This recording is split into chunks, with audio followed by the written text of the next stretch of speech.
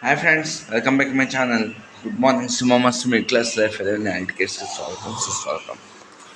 ఈరోజు నా personal video ఒకటి షేర్ చేయాలనుకున్నాను. ఎందుకు షేర్ చేస్తా, నేను కొంచెం అందరికి హెల్ప్ చేస్తూ ఉంటాను. అడిగిన వెంటనే ముందు వెనక ఆలోచించాను. అది నాది ఒక మైనస్ పాయింట్. మా హాస్టల్లో ఇంటి ఎదురున్న ఆయనకు కాల్ విరిగింది. సార్ కొంచెం హెల్ప్ అడిగితే హెల్ప్ చేశాను. ఆయన కాల్ విరిగిన తర్వాత ఎక్కడైనా మధ్యాహ్నం 3ంటికి ఒక సినిమా షో ఉంటుందా, తిరిగి వచ్చి సరే నన్ను తీసుకెళ్ళి మొత్తం అన్ని చోట్ల తిరిగి నా గురించి ఎంక్వైరీ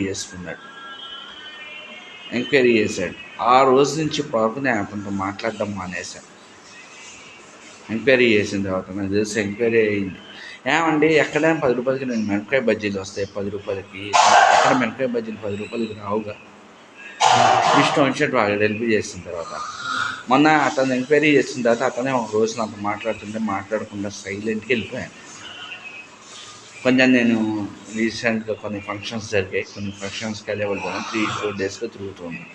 మా కింద అంటే నేను ఏమని చెప్పిందంటే వర్కరు, నేను ఒకటే మాట సీసీ ఫుటేజ్ చెక్ చేసుకోండి. ఆయన నన్ను అవమానించాడు, నేను అతనితో మాట్లాడడం మానేసి కొన్ని నెలలు అవుతుంది, నేను అతనితో మాట్లాడట్లేదు అని చెప్పేశాను.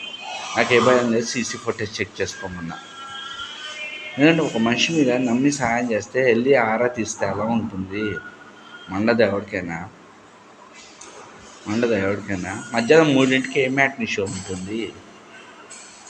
సహాయం చేశాను, మాట్లాడడం అని అడిగితే చెప్పాను, సీసీ ఫుటేజ్ చెక్ చేసుకోండి, నేను 3 డేస్గా ఉండట్లేదు ఇక్కడ.